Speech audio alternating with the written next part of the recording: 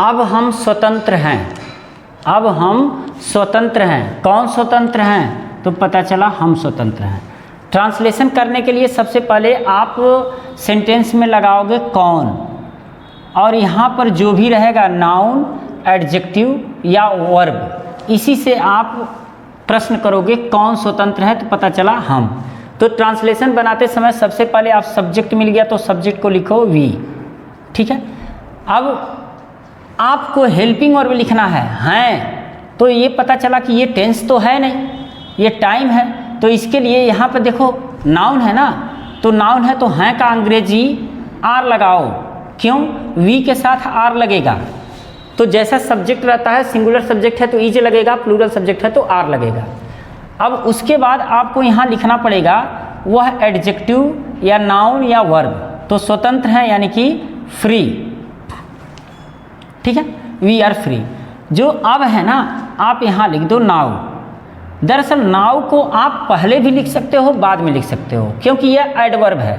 यह एडवर्ब किसको क्वालिफाई कर रहा है? अब हम स्वतंत्र हैं यानी कि पूरे सेंटेंस को क्वालिफाई कर रहा है, तो नाउ एडवर्ब है।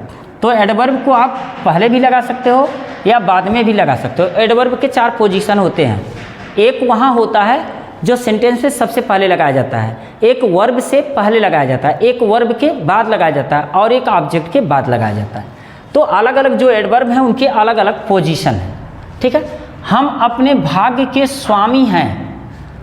कौन स्वामी हैं? तो पता चला हम स्वामी हैं, तो सब्जेक्ट मिला हम यानी कि वी, ठीक है। तो वी।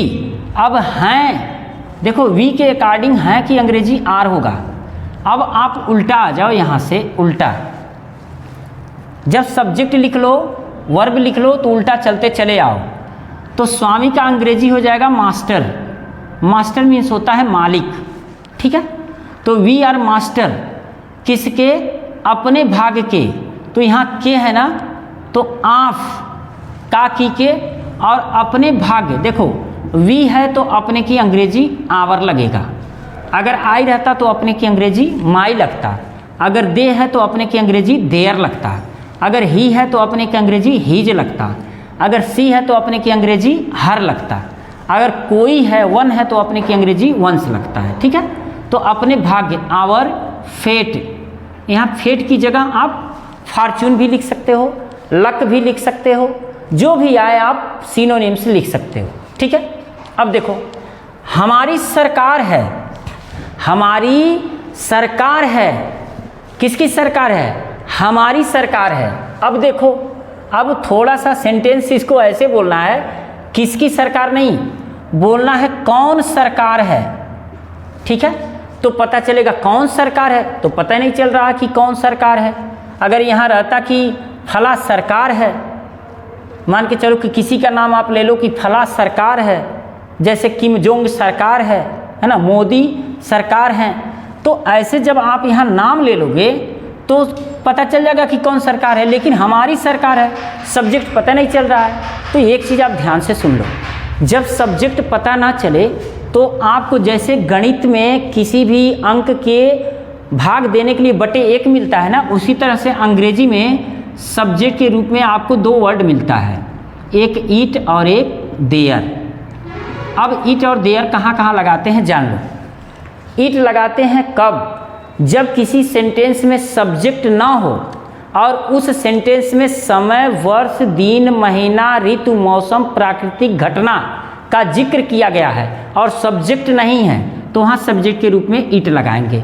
और बाकी जगह अगर सब्जेक्ट नहीं है उसमें और नाउन यानी कि संज्ञा सहायक क्रिया से सटा हुआ है, तो फिर ऐसे में देयर का प्रयोग करेंगे। बात क्लियर? देखो जैसे हमारी सरकार, यानी कि जो हमारी सरकार है यह हेल्पिंग वर्ब से सटी हुई है और सब्जेक्ट गायब है, कौन हमारी सरकार है, तो ऐसे में हम देयर का प्रयोग करेंगे। देयर इज, अब हमारी सरकार है यानी कि आवर गवर्नमेंट, गवर्नमेंट, ठीक है, government. There is our government यानी कि हमारी सरकार है और अपना संविधान, एंड अपना संविधान, इसी के हिसाब से अपना लगेगा, एंड आवर कॉन्स्टिट्यूशन, कॉन्स्टिट्यूशन। ठीक है, क्लियर।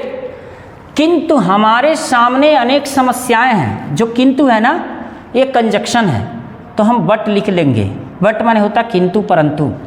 हमारे सामने अनेक समस्याएं हैं, हम कहेंगे कौन समस्याएं हैं, कौन अनेक समस्याएं हैं, तो फिर पता चला कि हमको सब्जेक्ट नहीं मिल रहा है। तो जब हमको सब्जेक्ट नहीं मिल रहा है तो समय, वर्ष, दिन, महीना, ऋतु, मौसम तो है नहीं, ऐसे में हम देयर का प्रयोग करेंगे। ठीक है, अब देखो हमारे, आप कहोगे सब्जेक्ट है, तो ये नहीं है, क्योंकि जो सामने है ना, ये प्रीपोजिशन है, और सब्जेक्ट के तुरंत बाद प्रीपोजिशन नहीं होता है। सब्जेक्ट क्या होता है कि उस सेंटेंस में किसी कार्य को करता है, या उस सेंटेंस में उसके बारे में बताया जाता है। तो हमारे सामने अनेक समस्याएं हैं, कहेंगे देयर आर, समस्याएं हैं ना, तो जो देयर में हेल्पिंग वर्ब का प्रयोग होता है, वह जो यहाँ पर सब्जेक्ट होता है उसके अकॉर्डिंग होता है, क्योंकि सब्जेक्ट तो ये है नहीं, ये तो इंट्रोडक्टरी यूज है, सब्जेक्ट यहाँ होता है। तो देयर आर अनेक समस्याएं का मतलब हो जाएगा many problems. There are many problems. आप यहाँ कर सकते हो there are a lot of problems. ठीक है, हमारे सामने, तो बिफोर माने होता है सामने, बिफोर। अब देखो हमारे ना, तो बिफोर अस, यानी कि हमारे सामने, हमारे सामने बहुत सी समस्याएं हैं। अब देखो यहाँ फुल स्टॉप लगा दिए, हमें उन्हें सुलझाना है। किसे सुलझाना है? हमें सुलझाना है, तो वी। अब एक चीज़ और देखना है, अगर ये निश्चित है, आपको करना ही करना है, तो आप यहाँ हैव टू का प्रयोग करोगे, हैव टू। और अगर सामान्य अर्थ में है तो वी आर टू करोगे। अब सुलझाना का मतलब क्या? सॉल्व, यानी कि वी हैव टू सॉल्व, और उन्हें का हो जाएगा देम।